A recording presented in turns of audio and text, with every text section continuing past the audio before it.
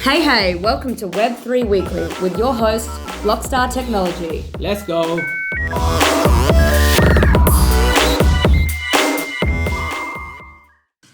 Hi everyone, hi Twitter Nation. We are live on Insta Live as well. So today we have Ridley from Tennis Australia, who's heading the Metaverse NFT division, and we thought it'd be really cool to have you here, given that we are in this space and you are one of the pioneers. Like, you executed on it and executed so well, and it is like really good for all of us to listen to people who executed on it, and we know what really went behind the scenes. So really thank you so much for joining. So today I have Craig with me, Charlie and Maureen joining, and our guest speaker Ridley. So Ridley, can you please give us a little bit of a background about who you are, and a little bit of background about you, please? Thank you. Yeah, no worries. Thanks for having me, and hi to everyone online that's joining. A bit of an interesting background for myself. My name's Ridley. I head up all things Web3, Metaverse, NFTs and cryptocurrency at Tennis Australia and the Australian Open. My previous background is sort of from a commercial business development and product design background. Probably about 5 years ago, I sort of started dabbling around a little bit in crypto and NFTs, and then started work at Tennis Australia almost 5 years ago to the day. I actually started in a role that was called Business Solutions, which was within the commercial team, sort of providing creative go-to-market strategies for our partnerships and sponsorship opportunities. And then in November last year, actually almost 12 months ago to the day, I had a couple of the executives at Tennis Australia approach me about leading our NFT and Metaverse strategy and go-to-market. And I think at the time they didn't really have too much idea about what NFT and Metaverse necessarily was. I think it was probably just a couple of buzzwords that they'd heard, and they thought, well, we need to be doing something in this space. Tennis Australia and the Australian Open has always been known as an incredibly innovative organisation, and we should be a first mover in most areas of tech and innovation if we want to be known as that. And this was probably one of those moments where the business sought out what they believed or who they believed to be the subject matter expert within the organisation, and then seconded me into that position pretty quickly. So that was 1st of November last year, so as I said, about 12 months ago. We had no idea what we wanted to do in that space at that time, and we just knew that we had to be playing in this space somewhere.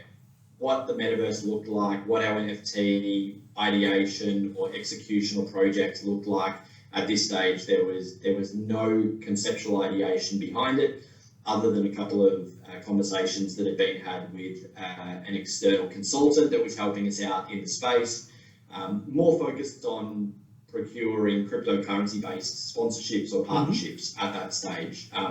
When we got to this point of the year and hadn't secured a partner in that space, we sort of pivoted a little bit into how do we sort of go about this in a non-traditional way, and very quickly worked out that we had opportunity, but that opportunity was very limited, not just from the time frame that we were attempting to play with, but also because of the way the tennis fraternity is made up.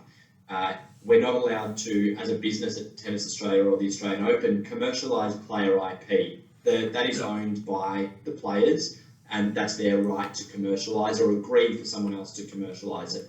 And they do that on an individual basis. So unlike NBA Top Shot or AFL Mint or Cricket Australia's projects, we're very different in the sense that every player individually represents themselves, or in some cases their parents represent them, their brothers and sisters represent them, or they have an agency that works behind them like an IMG or CAA or Octagon, etc.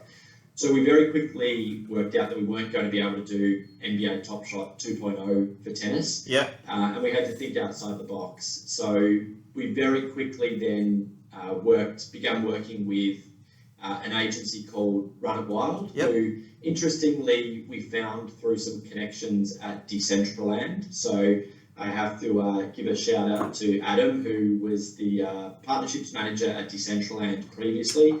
And we were chatting to Decentraland about how do we recreate the Australian Open in a virtual world. So anyone, anywhere in the world at any time during the AO could access Melbourne Park and Rod Laver Arena and Garden Square and Grand Slam Oval and all the elements of the AO that make it unique and so much more than a tennis event.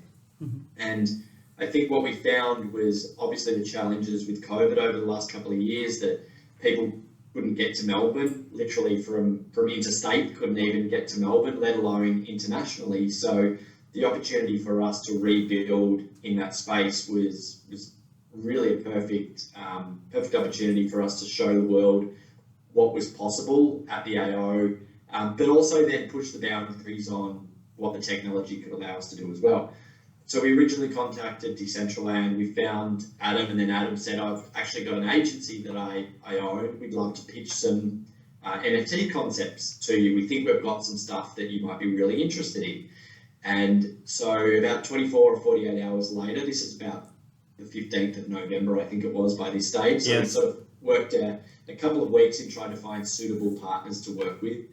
And they came back to us with two concepts. One was the AO Art Ball, which we now see in market. The other was an artwork style project that was created using live match data. Mm-hmm. But when we saw the two ideas as standalone ideas, we didn't feel that they were strong enough just on their own. The art ball didn't have any digital connection to it. It was purely an art ball. And we felt that the artwork was too disconnected from tennis itself. We felt that the identity of tennis needed to be represented with a ball or a racket or a court in some description to bring that, to tie that relevance back to the sport itself.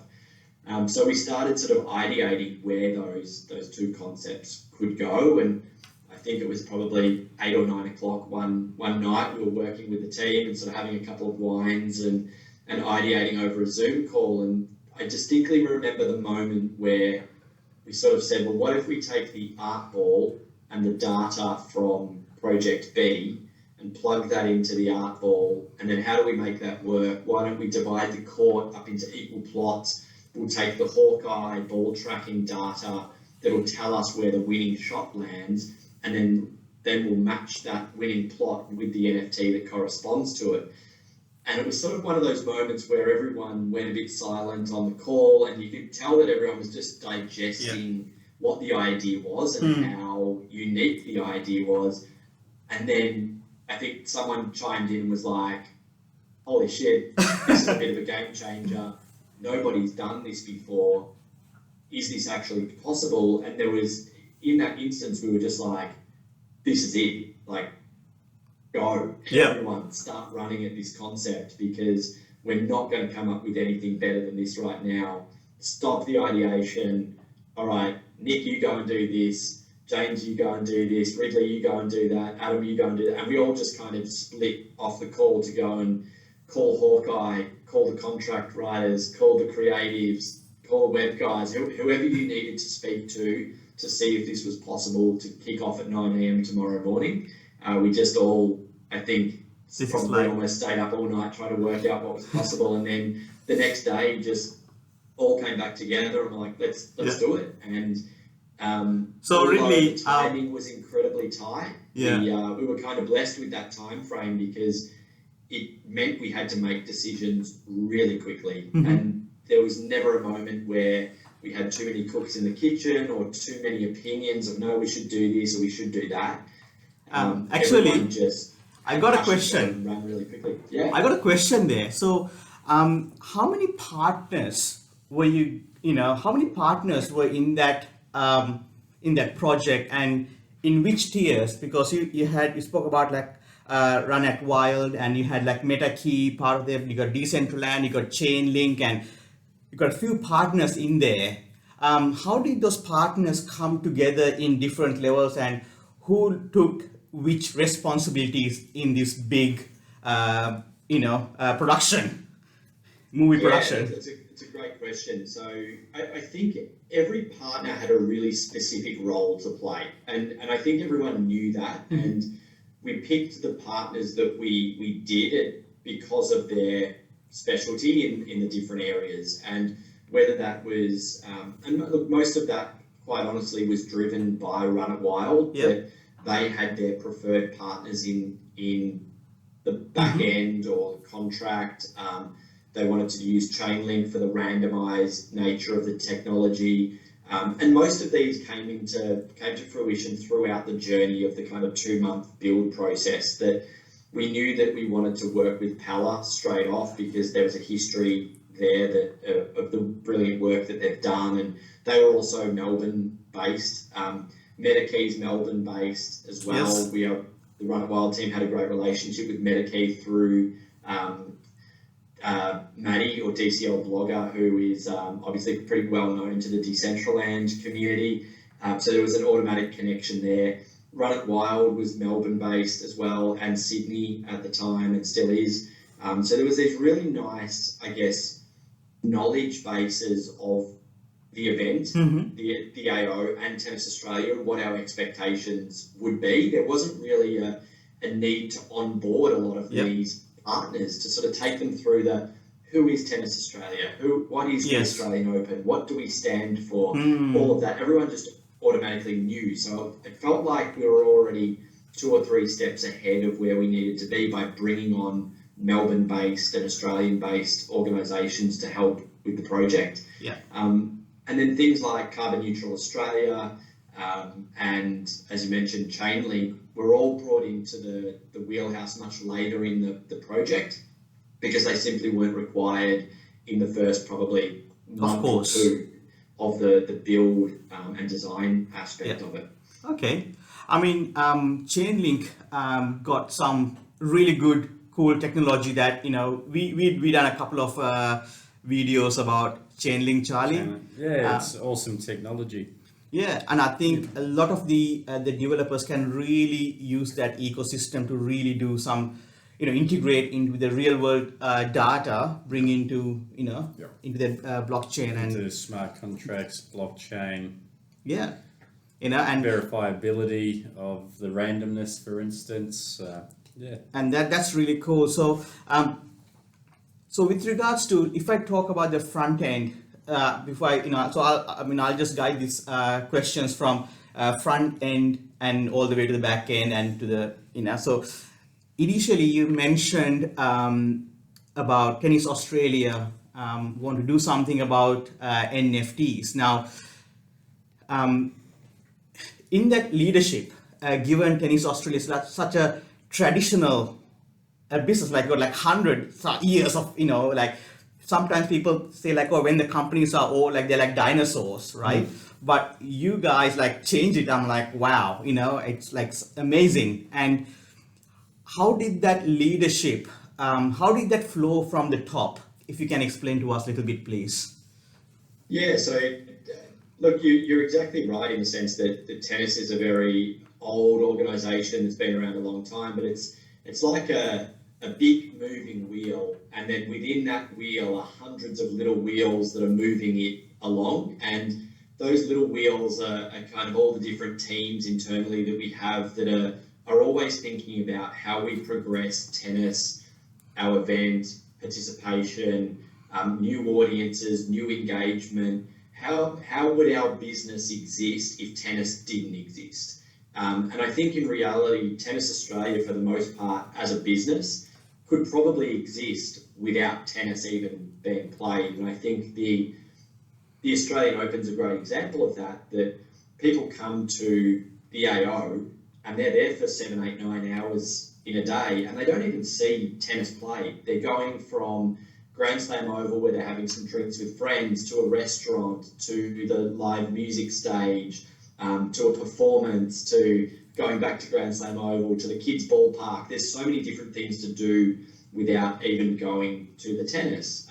So the organisation thinks very laterally in that sense that we have to always be innovating, and that's in an organisation like TA is very much driven from the top down. That I was literally approached by kind of executive and CEO level to take on the project that was no more really than a brief of, we need to be playing in this space, we think you're the right person to do it, you start tomorrow, sort of thing. So there was really no ideation that came behind it. It was just kind of a blank piece of paper that I got given to sort of go, here's your opportunity, impress us with something. And I don't think any of us realised what it was going to be or what it could possibly be. But I think we're also incredibly lucky that in this kind of Web3 development space, you're really only limited by your imagination. It's sort of come up with a great idea and there'll be enough people that have the knowledge and the know-how to bring it to life. Ridley, do you think that the entire situation that happened with COVID in Melbourne acted as a catalyst for that, or do you think it would have been on the cards had that, regardless of whether lockdowns had happened?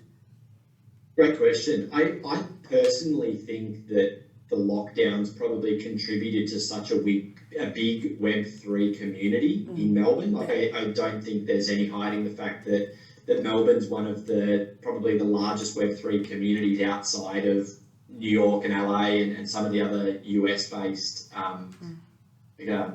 cities and possibly the likes of Singapore and whatnot.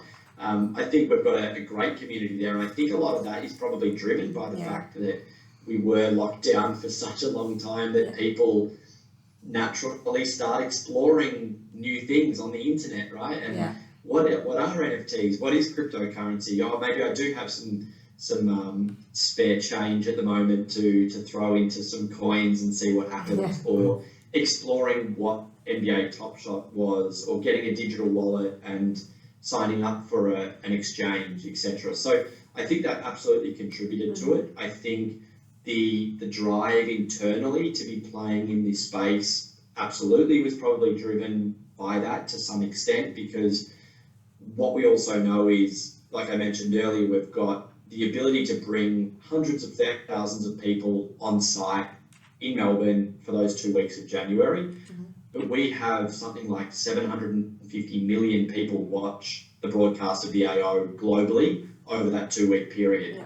So if we can give them an experience that is away from the first screen, being the broadcast and TV, to a second screen or third screen where they can go and adventure in a world like Decentraland, that gives them, I guess, an insight into what it is actually like at the AO and what the different elements of the precinct bring to a fan, then I think that's a great opportunity for us to talk to a demographic that is a new demographic. They're probably, they may be considering coming to the Australian Open one day, and if having that experience in Decentraland or Fortnite or Roblox or wherever it happens to be influences them to then one day come to the event, I think that's a great opportunity for us to create brand advocates. It's another form of marketing. It also allows, I think this is really a really important fact, is that it allows the consumer to take control of their engagement with the brand. When they go and walk through Decentraland, they're in control of where they go, what they see on the screens. They can choose their own adventure. When they're watching the broadcast at home, the broadcast is telling them what they want them to see.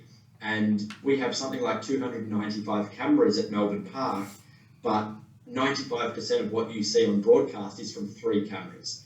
And that's determined by what the broadcaster wants you to see, because they want to show you what's happening on court, Rafa versus Novak, whoever it happens to be. That's what's going to garner the most eyeballs, but it doesn't allow the consumer a lot of control over what they're seeing. So we wanted to give back a little bit of control to the fans, to bring them into that space. And then if one day only a very small percentage of those that explored in Decentraland or go and explore in our Roblox game, which will come to life this year, turn into advocates of the brand, and it's on their bucket list of things that they want to do in the future, then I think we've done our job to engage them well beyond just tennis.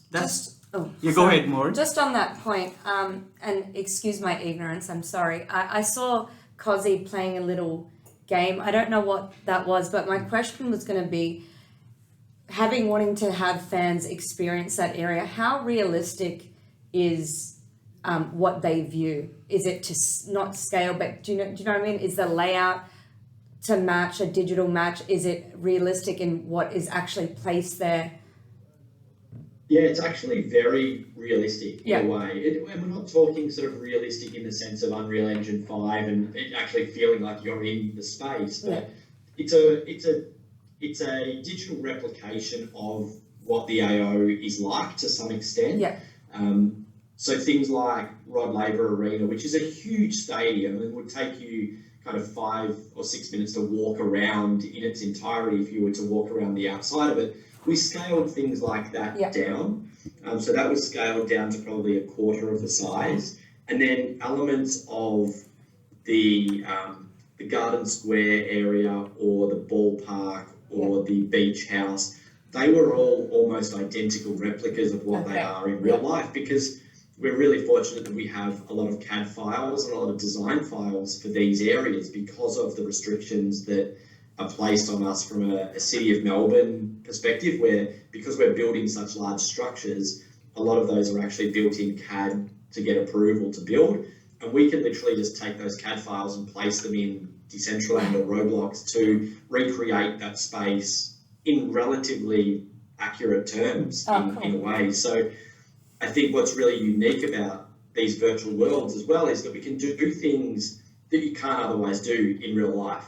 So we had a cannon in the kids' ballpark that someone could walk into in Decentraland and it would shoot them across to the other side of the precinct. Obviously, you can't do that That'd be in cool real in real life. life. Yeah, absolutely. But there's things that we can do from a commercial standpoint as well. So we had a whole lot of hot air balloons that were always floating above the precinct with branding on them.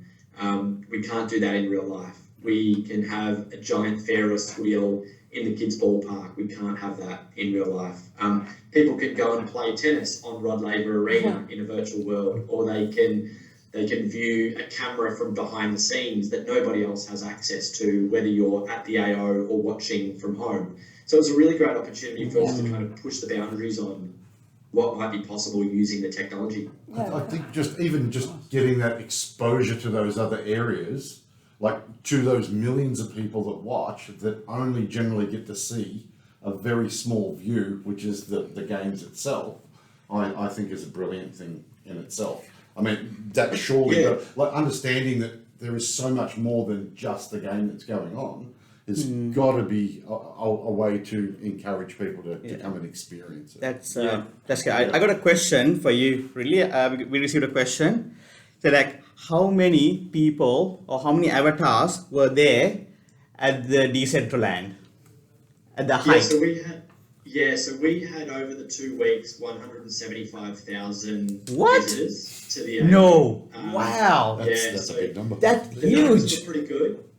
We know that roughly 20% of those visitors came from the US. Yep. Around 6 or 7% were Australian based, and then you really saw like 3, 2, 1, 1, 1, 1, 1, 1 from basically anywhere in the world. We had Brazil, Hong Kong, Singapore, Philippines, Canada, UK, Italy, Germany, Spain, like the bigger countries, but also some really unique countries that don't often engage with the Australian Open, maybe because tennis is not a huge sport in their countries, for example, or the time zone of the Australian Open being played an Australian Eastern time is not friendly to their time zone in that country, but then they can go and experience it in a virtual world. So at the time, the AO was the highest attended event in Decentraland history. I think that's now being outdone by their fashion week. But at the time, we were pretty proud of that. Wow, that's incredible. That is like so cool. So how did you come about? Like at the moment, we are working on a couple of metaverse projects. So I just want to find out, how did you work out whether you want to be in Sandbox or Decentraland or Roblox? how did it come about? How did you narrow it down to Decentraland?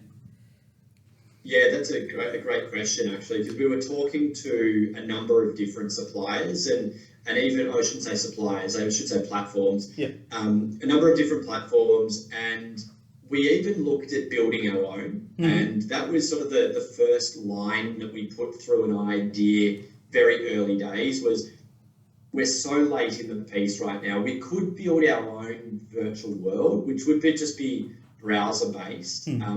But then we've got to tell people to come to that. And Yes. marketing and communications, particularly around Christmas, New Year's, and in the first 2 weeks of January are really challenging. There's a lot of noise going on. We're also trying to tell people about all the great things that are going on at the tennis and with the tennis, not necessarily about our new big shiny metaverse that Yes. we have over here.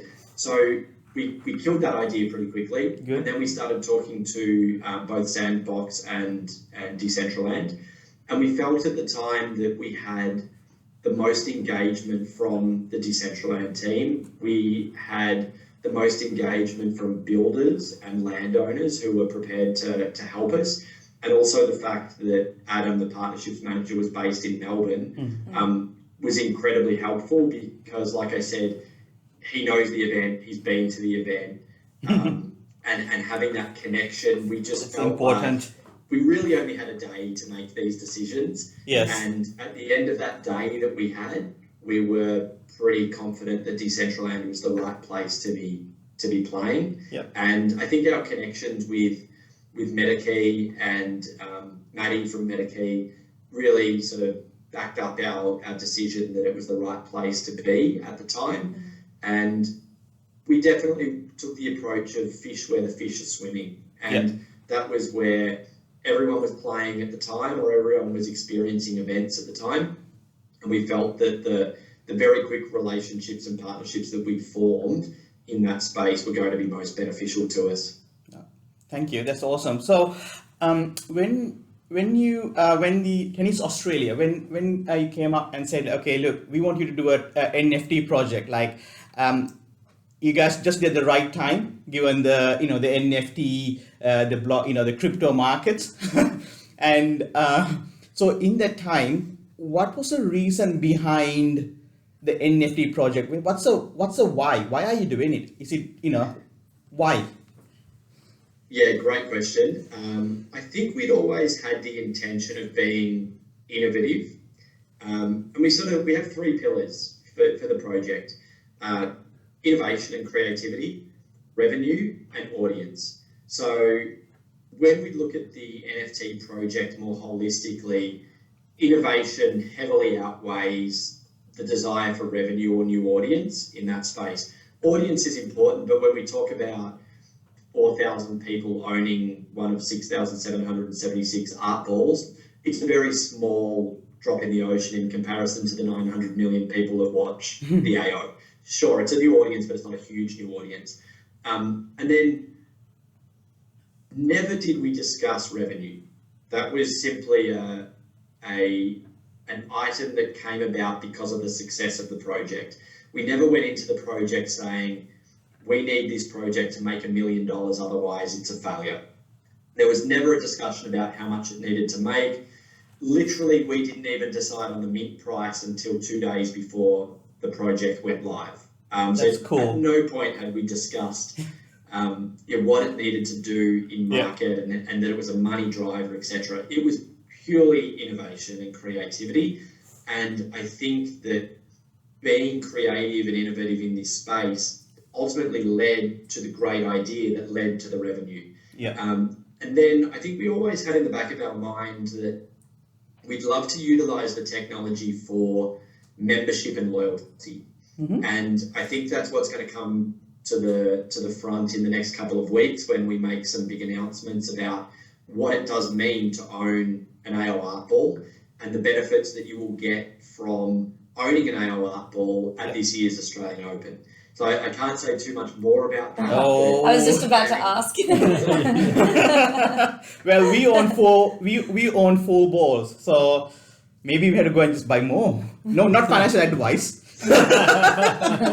If you tell us, we promise not to tell anyone else. Well, look, I think there's some plans to make some big announcements next Friday or thereabouts. We're sort of building the appropriate infrastructure in the background right now to make sure that when we do make these announcements, we're set up for success. And yeah, there's some really cool stuff coming through where I think we want to continue to push the boundaries, and I think we're very lucky as an organisation like Tennis and the AO that we have access to an incredible amount of assets and utility that we can offer holders, whether that be in the form of the networks that we have existing, our partners. We have 30 amazing partners that we work with as sponsors of the event, everything from Kia, Rolex, Emirates, Bondi Sands, Dunlop, and so many others that can add value to a project like this.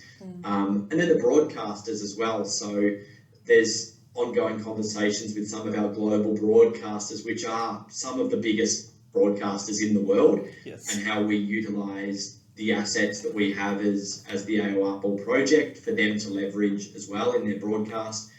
And then we do have access to so many other conversations and networks that we can leverage as well that aren't directly related to the AO, but might be indirectly related in the fact that we're both sporting organisations, or we're both tennis organisations, or we're just both very innovative organisations and want to collaborate to move the projects forward. So yeah, I'd say all the things that we plan to announce in the next couple of weeks are pretty cool. Yeah. And what was the general sentiment when you went to your partners or the partners that you named and you told them that this is what you wanted to do? Were they warming up? Are they innovative? Were they happy to come on board? How did they take that news?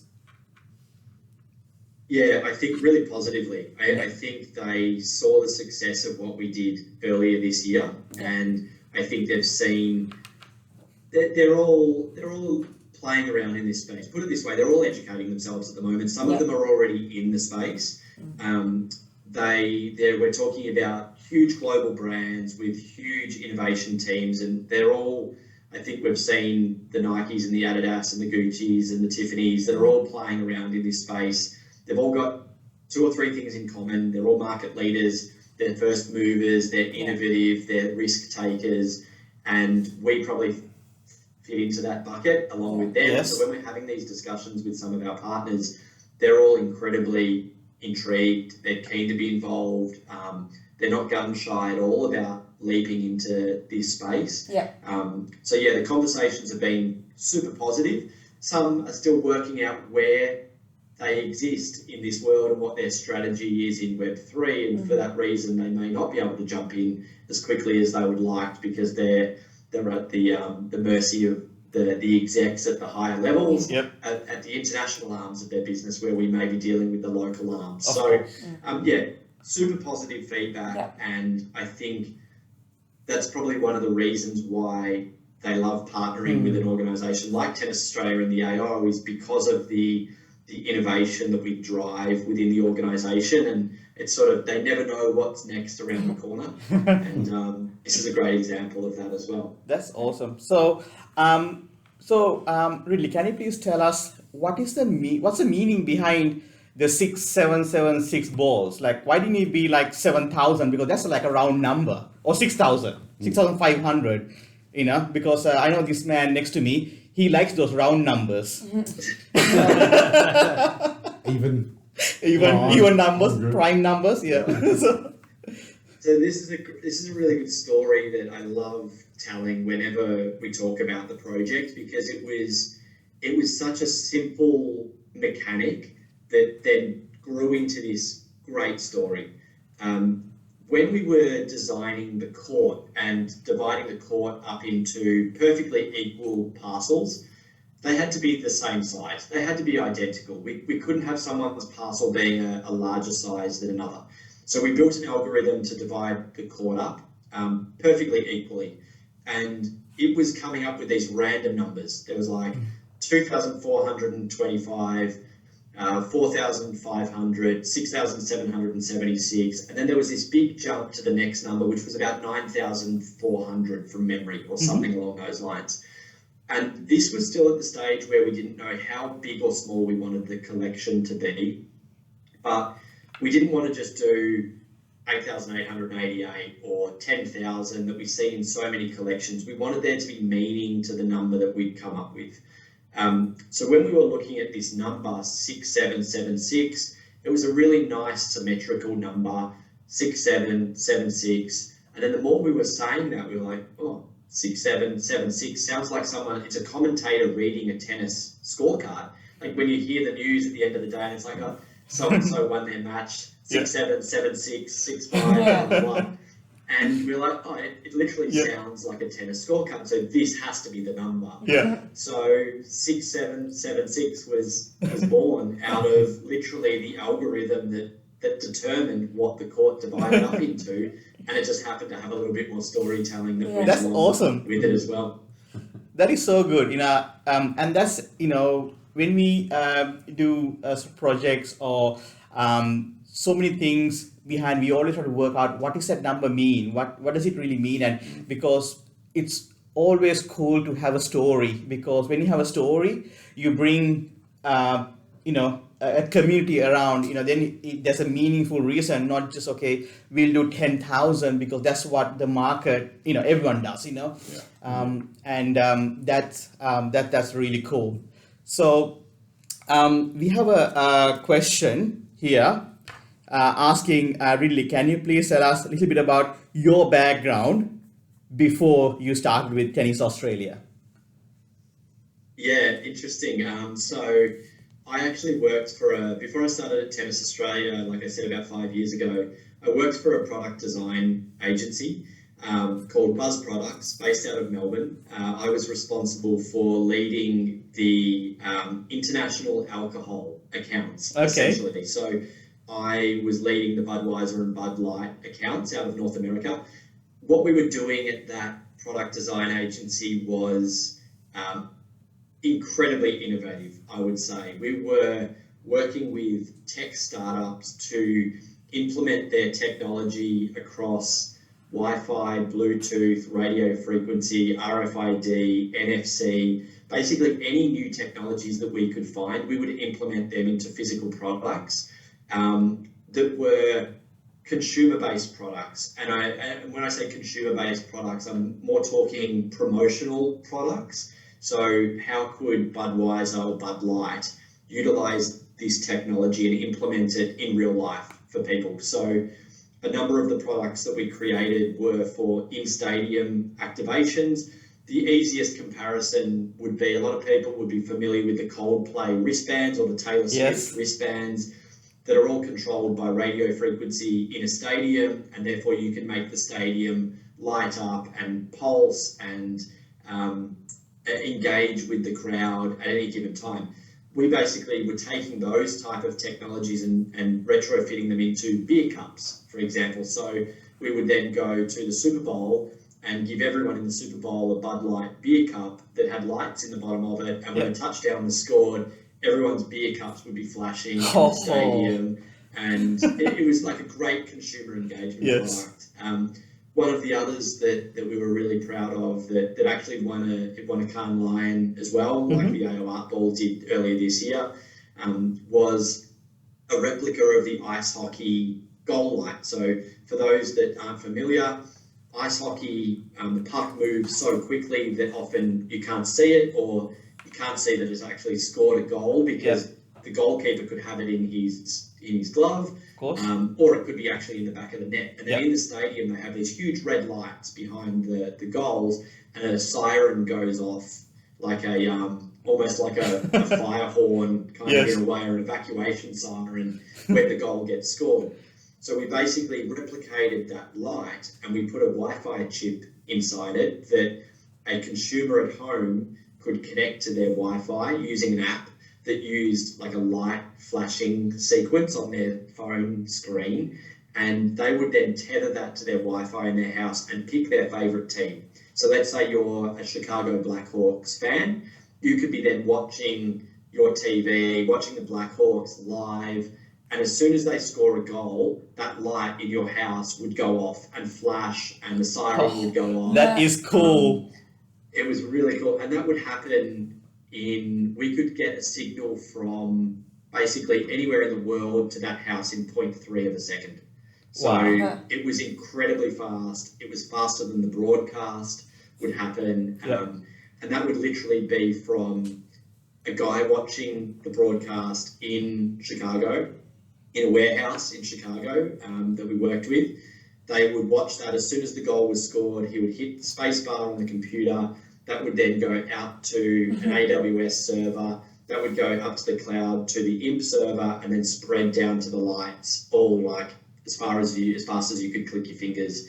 And so the people at home are elevating their viewing experience by having the ownership of this red light. And they kind of became a bit of a collector's item because they were quite limited in the way that we produced them. There was only ever going to be sort of a couple of thousand of them produced. So yeah, kind of that was an amazing project to work on and something that I literally have one in one of the cupboards or a box somewhere in my house that I have to get out at some stage. I don't think my partner doesn't like this big giant red light too much. Do you still need somebody mashing the space bar though, or? It was an interesting experience going to that particular warehouse because it is literally dozens of guys for the most part watching live sport, like that, feeding data into computers, and that's how a lot of live data for sport is tracked, is by watching the broadcast. And when you think about how much data exists for sport, whether it be tennis, AFL, NFL, soccer, there is an exorbitant amount of data out there for every sport that is tracked in real time by real people pressing buttons on a keyboard. And so although the front-facing aspect of this technology was incredibly forward-thinking, the back end was literally a dude drinking a Red Bull in his tracksuit, pressing the space bar when a goal got scored. That is awesome. Oh, that's so cool. So that's and with the Decentraland, you guys also implemented a POAP feature.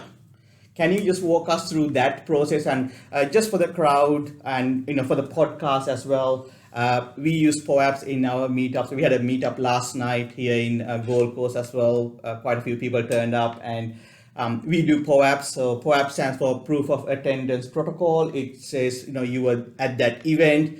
It's like a proof that on chain, it's like an NFT. I remember that you guys had this in Decentraland. Yeah, exactly. So we actually ended up giving out about 52,000 POAPs in total. So they were collected through a number of different formats. Some were airdropped for attendance to AO art ball holders. Some you could then go to the POAP machine at the AO and claim your POAP.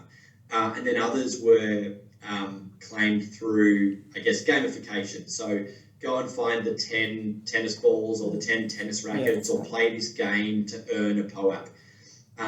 It was something that we definitely wanted to do because I think the technology was still very early at that stage 12 months ago. But also the collectability and the memorable moment that someone can then have in their wallet that they attended the AO in Decentraland, or they went to the Steve Aoki concert to close out the AO, or they completed this game or challenge, I think is really unique in that sense. And then I think what is still a little bit unknown about the value that a POAP can hold in the future is that because it is on-chain and it's an identifiable NFT, I can easily go to everyone who owns that POAP in the future and give them a ticket to the AO, or I could give them a merchandise discount, or I could give them a food and bev discount when they come on site at the AO. So I think the power of those tokens is kind of yet to be discovered, but I think there will be, I guess, a moment in time in the future where we start seeing people being heavily rewarded for the POAPs that they have collected. That might be free access to your event next time you run a meetup, or it might allow someone to bring a friend for free or get a free beer when they arrive at the event, or whatever that happens to be. It could be literally that gives them whitelisting access to our next NFT drop. So I think As I said earlier, we're still exploring what's possibility and what is a possibility and what's possible in this space. And that was kind of just a way for us to continue to expand where we were pushing the technology, but also how we were rewarding our consumers that were coming to AO Decentraland as well. Yeah, I mean, that's the thing. I think with these NFTs, it's forever. You can keep on adding value, bringing value forever. A lot of businesses or business leaders, I would say, don't see it like that. They're like, oh, it's just too hard basket.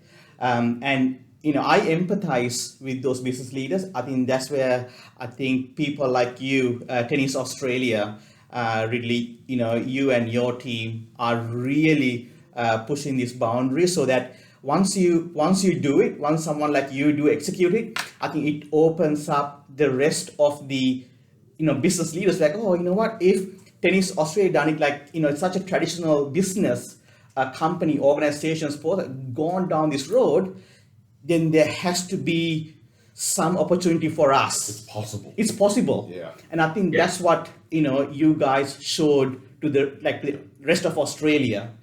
Yeah. And yeah, absolutely. I 100% agree. Like, I think I always look at it as though it's a little bit like university. You go for 4 years. The first year is all about learning and educating yourself. Second year is about creativity and putting some of those learnings into practice. Third year is more about like qualifying what's actually possible and can you actually do that.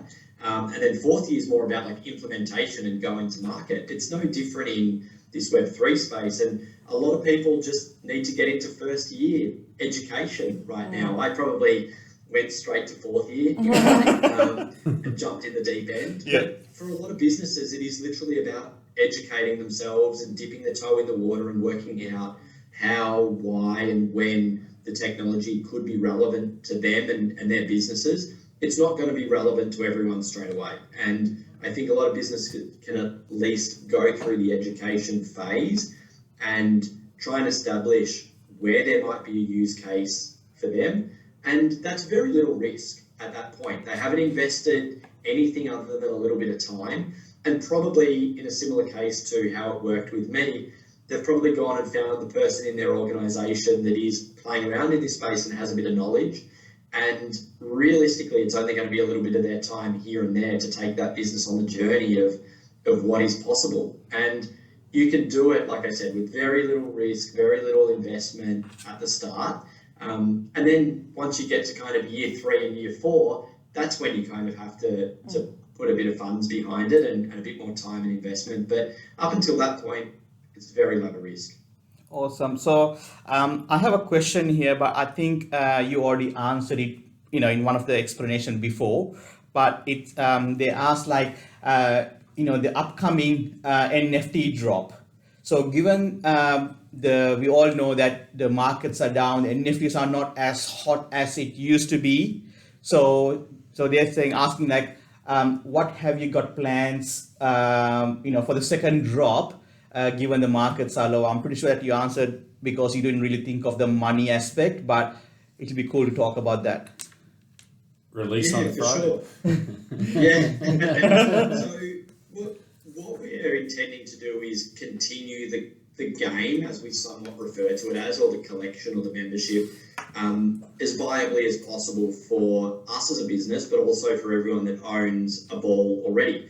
So what we're going to do is everyone that owns an AO22 art ball from earlier this year will automatically get an entry into AO23. So they'll get a new art ball that is most likely their existing art in the new form of a ball for 23 that will connect to the court. So they're always in the game. As long as you have the Genesis ball from 22, you'll remain in the game in the future. What we'll then do is release most likely around 2,500 new balls into the collection. Yep. That'll be new artwork, new rarities, new collections, and they'll go to mint likely in December. Yeah. And so anyone can buy into the project at that stage if they want to. Mm-hmm. What that will uniquely do is remove the 6776 Yeah. number from the court. So we've redesigned the court plots to all be identical. This year they may just not be perfect squares, but they'll be very close to. Okay. They'll all still be identical, but there'll be something like 9,500 or 9,300 or whatever that number happens to be. So in order to keep the integrity of the game, we'll need to remove everyone from their existing position on the court and then randomly redistribute all the new balls onto the court using Chainlink again. So what we were very keen in ensuring was integrity was of utmost importance through the whole process, and there's no human fingerprint over the project whatsoever. So I think what we see in a lot of projects is the owners maybe keep the number 1, they keep the 69, they keep the 420, they keep the golden, of course, whatever it happens to be. Yes. There was none of that in our project. It was all entirely random using Chainlink. So that'll happen again. Yeah. Awesome. So what we're then intending is to follow more matches, to add more utility, more collections, more collaborations, and continue to build the project going forward and continue to keep it liquid and healthy into the future as well, so we can continue to add more benefits to people that own balls. Yeah, I think that's a really good point, because when you mentioned that you're going to randomize it again for the next part, because I remember when I saw the places where the balls landed, there are places people who own those balls, like just like a dead zone, right? There were no balls were landed. Absolutely, yeah. That was literally part of the game, is that I think in reality, a ball could land on any plot on the court. We know that that's possible, depending on, it could hit the net and drop over and be a winning shot.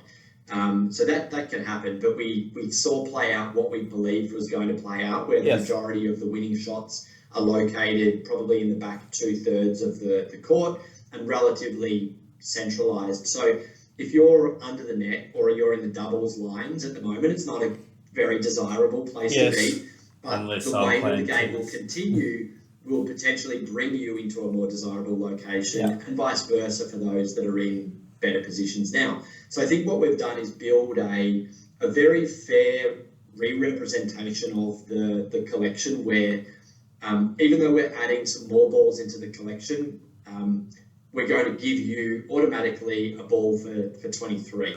And then even though we're redistributing the balls, you may get a better position, but you may end up in a slightly worse position. There's a lot of moments where I think owners are going to have to decide whether they want to remain in the game or not.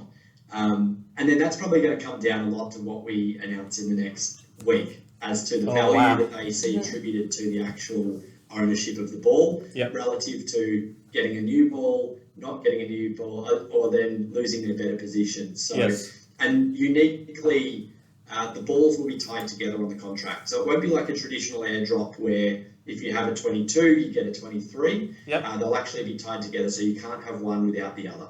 Got it. That's cool.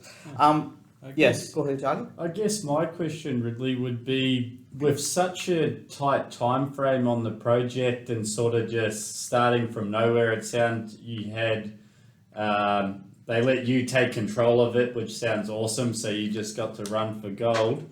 But how do you manage so many different people and different products from start to finish in such a small time frame, knowing Plan B is probably next year away as well in that? Yeah, that's a great point, that Plan B was literally 12 months away, that if we missed Plan A, we couldn't do anything realistically for another 12 months. So the time frame was incredibly tight, but so much of it came down to trust. Like, we had to put so much trust in the people that we were working with, and literally down to the individual, not just the agency that you were working with or the different teams that you were working with, but every individual was we were reliant on so many people to deliver so many different things that we had to trust that what they were doing was correct.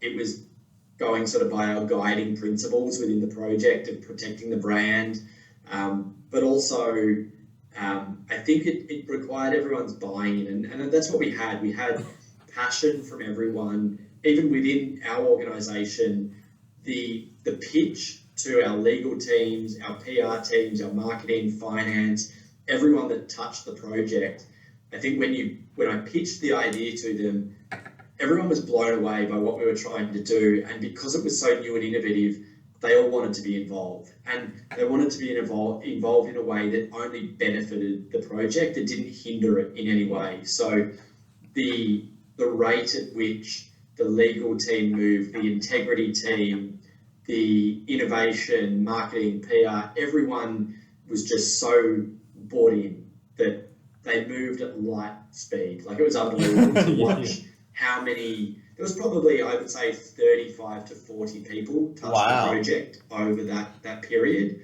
And there was maybe one or two moments where I had a bit of a oh crap moment throughout the project where I thought I was going to have one every day. And that was because the people that were working on it were incredibly trustworthy and knew what we were trying to achieve through it, and everyone was aligned to the same end goal, and everyone stayed in their running lane. I think that was really important, because the next opportunity was literally 12 months away. Everyone had to get to the finish line in the shortest possible way, and that's running in the straightest line possible and not interfering with anyone else, and that made for a really harmonious project team. Cool. Awesome. I just want to throw to the listeners on Insta Live or on Twitter Spaces, guys, if you got any questions, please request to come up, and we'll let you guys ask question from Ridley. It's not every day that we can ask Ridley to join in. This is like, I feel like we are so privileged to have you, Ridley. I mean, it's unreal. So if you guys got any questions, please put your hand up, because I think we're going to wrap up in about 5 minutes or so, if you don't have any questions. And while we're waiting for that, yes, I've got a question 1 and question 1A. Oh, 1A, 1B. 1A, 1B, yeah.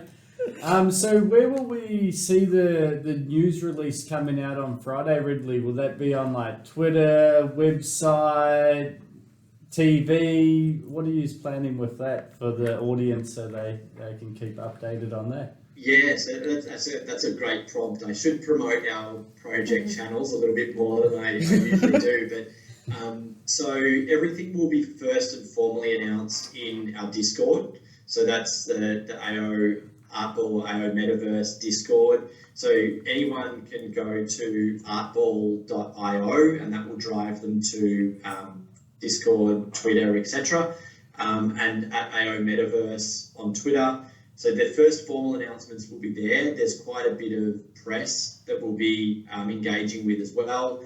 We've had interest from some pretty huge global publications that want to release the news.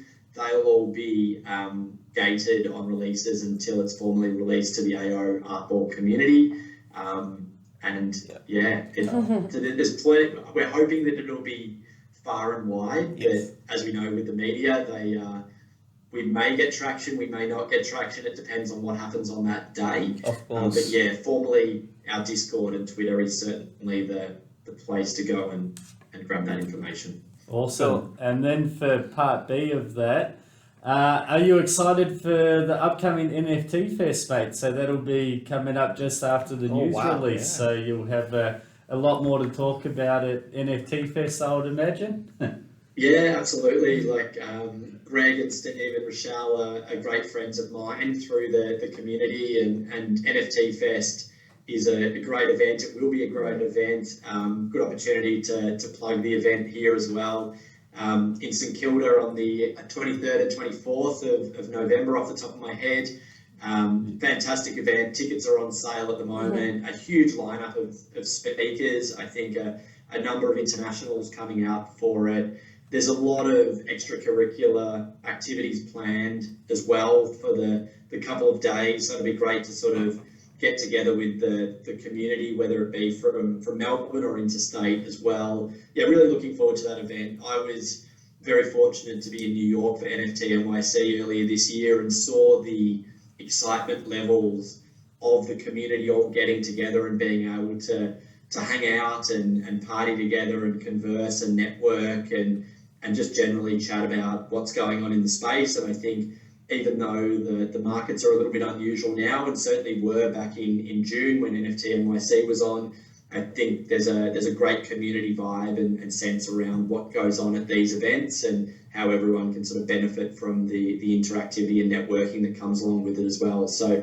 hopefully we'll see everyone down in St Kilda in late November. Yeah. Awesome. We'll see. Yeah, hopefully we'll see you. Not down hopefully. there. We'll be there. We'll be down there, but it does look like a full packed event and a very real exciting one at the same time. So. Yeah.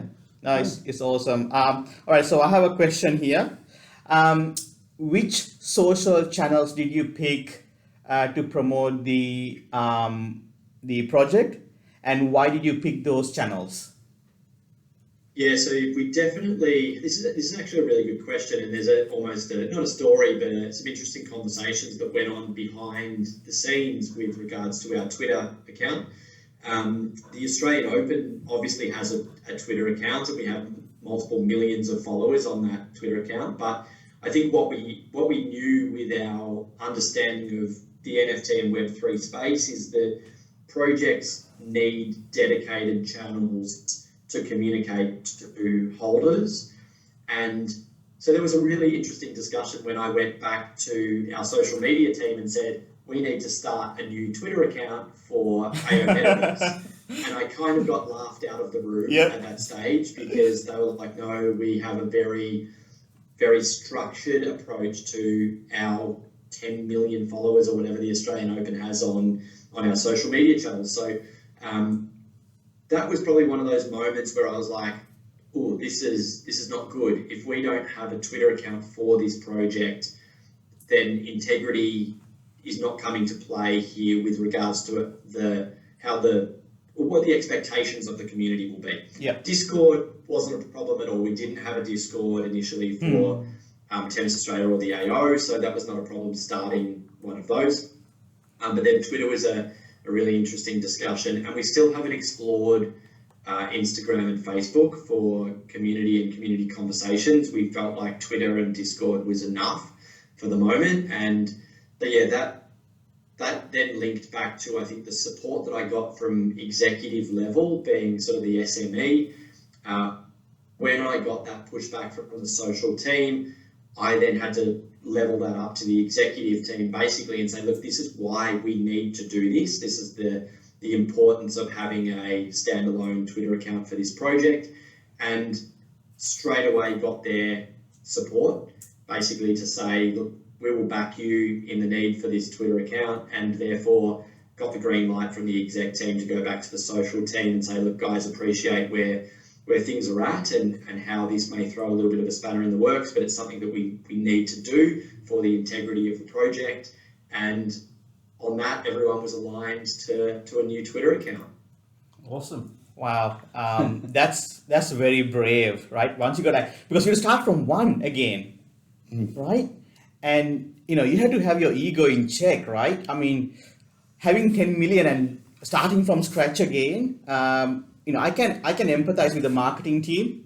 That's a it's sort of vanity, but it's almost like a stat that can bring 10 million followers, and now you're starting a brand new Twitter account with one. I think for a marketing team that can be daunting. Yeah, absolutely. Yeah, it's a really good question, and it was something that the decision was made very quickly.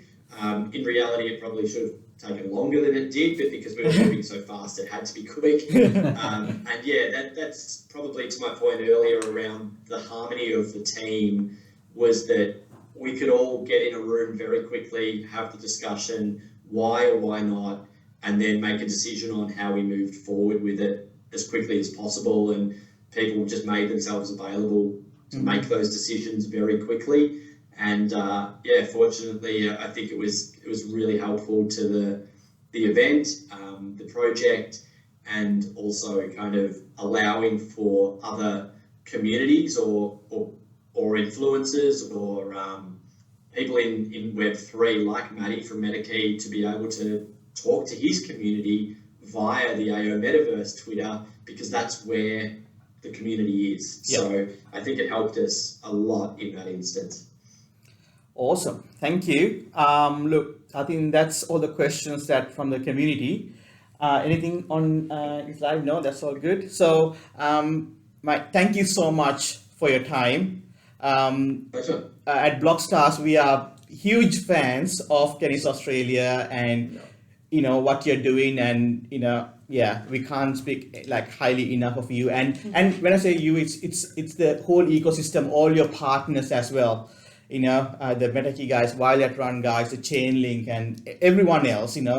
Because you didn't have just technical people, you also had strategists as well, and the infrastructure people, the platform people, the designers, and going back and looking at some of the videos, like how you're designing the 3D designs of the code, and it all adds up, and amazing execution, so well done. Mainly just doing, people are just talking about it and planning, but you guys executed. So kudos to you and your entire team. So thank you so much, mate. And can't wait till Friday. Can't wait till Friday. I think you better buy us some more balls now. And I've never been too interested in tennis until the NFT collection came out. So it's working for me, Ridley. And look, we heard that from a lot of people. Like the Discord was wired with people going, "I've never watched so much tennis." So they were all just staying up, no matter where they were in the world. They wanted to stay up and see where those match points landed, because they wanted to own the match point moment. And that was a brilliant bit of feedback to get, even though we did not expect that at all, and it was never an intention of the project to get people watching more tennis and engaging more with the sport. Was a great story to hear at the end of the day. Awesome. Thank you so much. So before we just wrap up our podcast today, so we have Gary Vee's 12 and a half books. So today we are giving out 5 of these books for any listeners on our Insta Live and Twitter Spaces. So guys, if you're interested, please drop your postal address and we will post it to you. So these are like 12 and a half. It's awesome read. It talks about how to, like ethics really in business, because I think the landscape is changing. Leading by fear, and and what you said as well, Mike, but the finance stuff, you didn't even think about it when you executed on this project.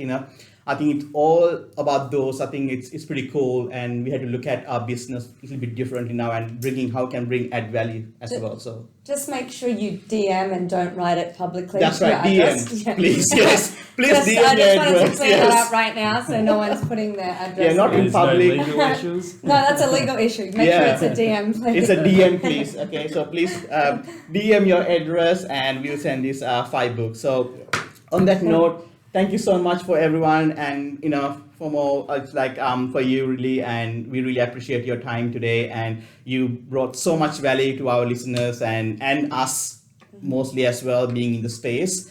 And thank you. Awesome. Thanks, Thank you. Thank you so much. Thank you. See ya. See you, mate. And Twitter Spaces, thank you so much. We're gonna end here now, and it's the live. See ya. Bye bye. Thanks for tuning in. We'll see you next week. Same time, same place. Subscribe.